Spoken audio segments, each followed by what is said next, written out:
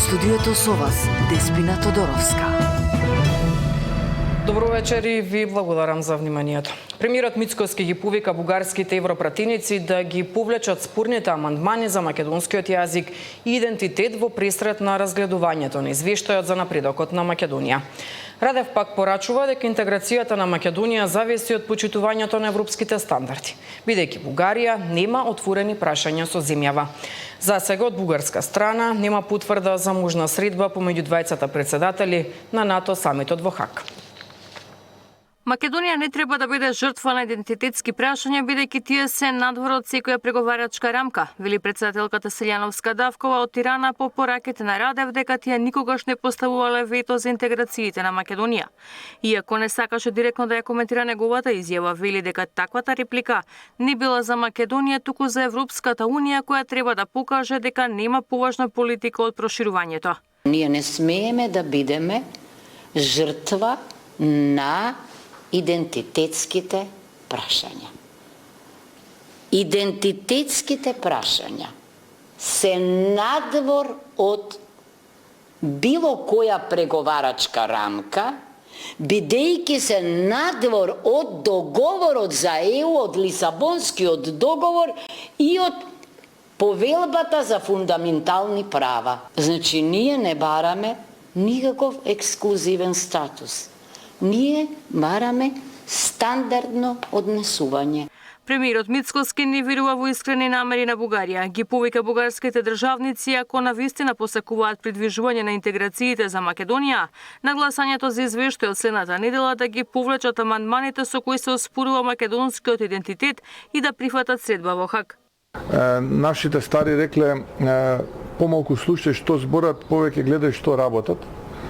Еве имаме таква можност да покажа тоа што го зборат на 24 јуни на Комисијата за надворешни работи при Европскиот парламент АФЕТ се наоѓа извештајот во кој што очекувам бугарските членови на Европскиот парламент да ги повлечат амандманите во кои што бараат македонскиот многувековен идентитет и јазик да се додефинираат со зборчето сегашен или презент и во рамките на европскиот дух да биде усвоен тој извештај, а потоа и патоказот за малцински права кој што многу скоро ќе биде на дневен ред. Шефот на македонската дипломатија од Будимпешта испрати порака и до Софија и до Брисел дека македонскиот народ ја има платено цената на трпение и компромиси.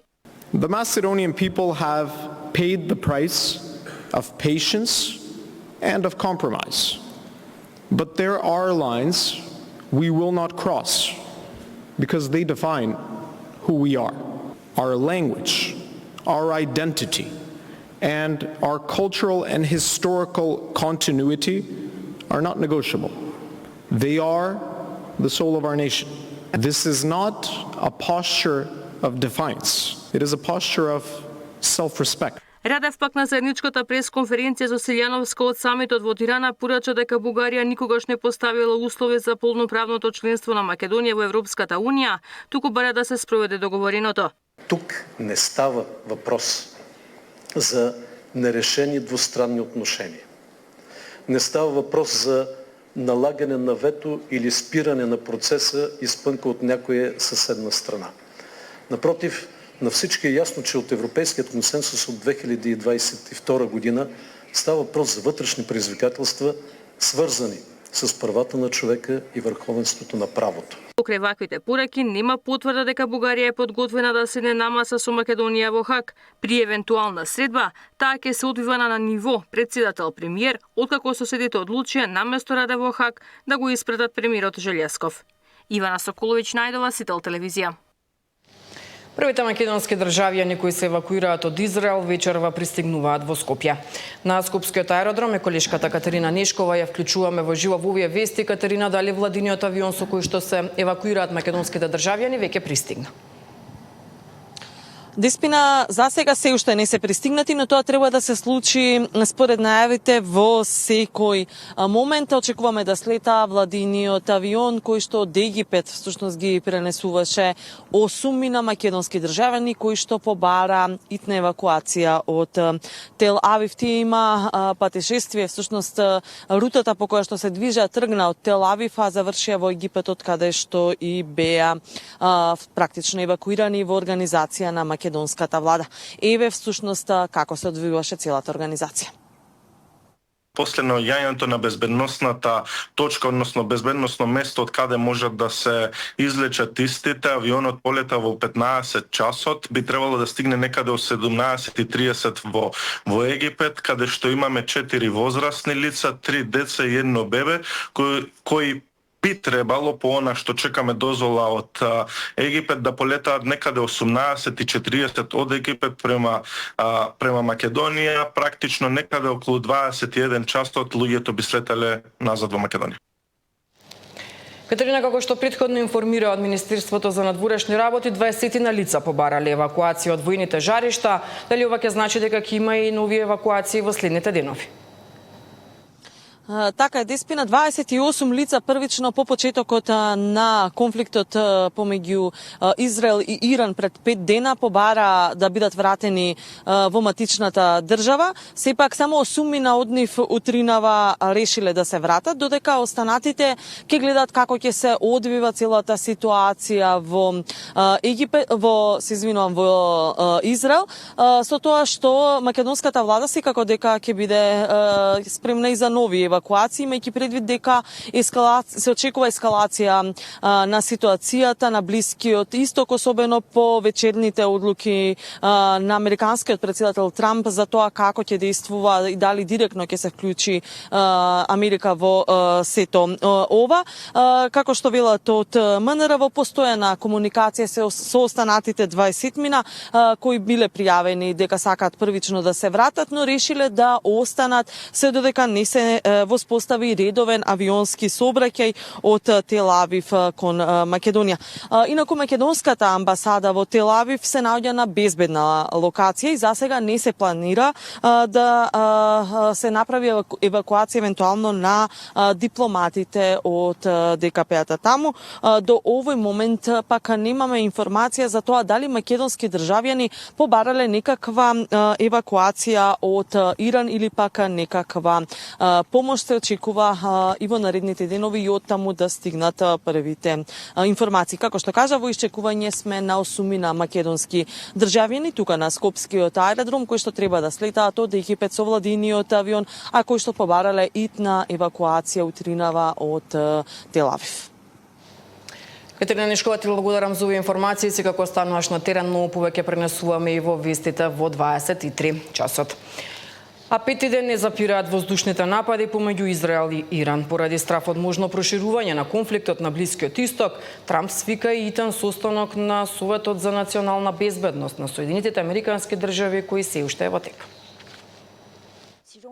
Небото над Блискиот Исток не се смирува 5 ден. Израел и Иран продолжуваат со воздушни напади едни кон други. Иранската армија тврди дека со ракети го погодила Центарот за воено разузнавање на израелски Мосад, а израелските одбранбени сили пак објавија дека го убиле војниот шеф на иранскиот генералштаб, кој беше на функција 5 дена по убиството на неговиот претходник. И двете земји тврдат дека атакуваат само на воени цели. Израелците најавија дека ќе продолжат со напади додека не се отстрани заканата од нуклеарна програма. Иранците пак негираат дека развиваат нуклеарно оружје. Повторувам дека Исламската република Иран не развива капацитети за нуклеарно оружје, но исто така Иран нема да ги занемари правата на својот народ и нивната потреба за пристап до мирна нуклеарна енергија. בהמשך ביצוע פשעי מלחמה וירי טילים לעבר אזרחי ישראל. כדאי שיזכור מה עלה בגורלו של הדיקטטור במדינה השכנה לאיראן שהלך בדרך הזאת נגד מדינת ישראל. אני קורא לתושבי טהרן להתפנות מאותם מקומות בהתאם להנחיות דובר צה"ל בפרסית לשם הגנתם. Американскиот председател бара вистински крај на нуклеарната програма, а не прекин на огнот. Ги повика граѓаните да се евакуираат од Техеран. I've been negotiating. I told them to do the deal. They should have done the deal. The cities have been blown to pieces. They've lost a lot of people. They should have done the deal. I told them do the deal. So I don't know. I'm not too much in a mood to negotiate now. Remember, Iran cannot have a nuclear weapon. It's very simple.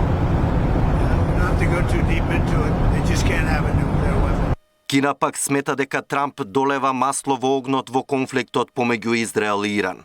Против нуклеарна програма во Иран е и Европската Унија, но инсистираат на деескалација. We all agreed the urgent need for de-escalation. Iran cannot have a nuclear bomb, and diplomacy is the solution to prevent this.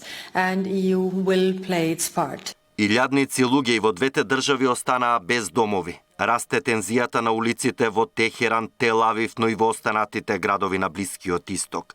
Странските државјани кои се затекнаа таму бараат начин итно да се евакуираат. It was an opportunity to experience the challenges that the world is experiencing, that Israel is trying to do and resolve with regards to the situation in the Middle East. And I'm happy to be going back, but sad in the same time to leave my friends behind.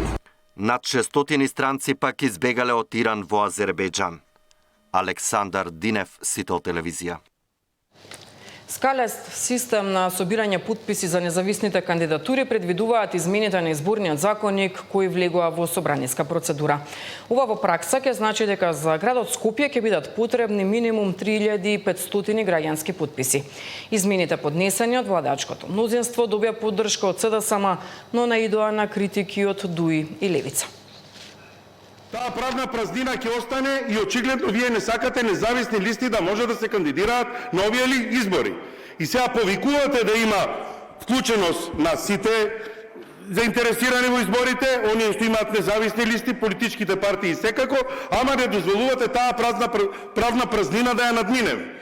Тоа произлегува од минатиот изборен законник, кој што го гласавме исто консензуално во ова собрание, на кој што сме подпишани јас, тогашниот координатор Мартин Костовски и Арбер Адеми, представник од ДУИ. Овој консензус реално беше столб на довербата на изборните процеси и гаранција за зачувување на демократската стабилност.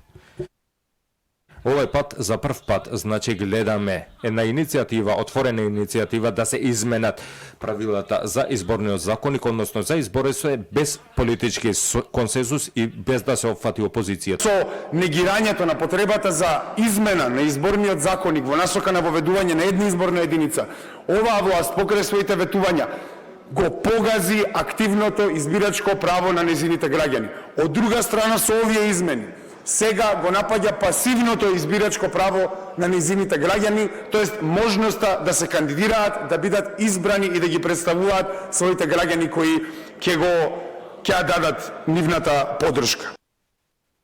Кочанската болница бара итно ангажирање на лекари и медицински сестри за да може да одговори на зголемените потреби и барања на повредените во Кочанската дискотека. Предходно се направи разговор со стручниот колегиум, со раководителите на оделите за потребите на секој одел поединечно, за да може да функционира непречено болницата во следниот период. 4 лекари на општа медицина, 8 медицински сестри, 20 физиотерапевти. Тоа е најнеопходното во моментот, кој што ни е најнеопходно. Договорот со представниците од компанијата од Германија и од представништвото од Бугарија е дека тие ќе дојдат следен пат за 2 до 3 недели и треба да им дадеме повратни информации за искуството на повредените, значи какво искуство имаат, дали некаде се појавува, значи оток, дали им се појавува, бидејќи има и корекција, би следувало и корекција за вториот пар кој што треба да се изработи. Последното информативно издание во 23 часот вечерва. До тогаш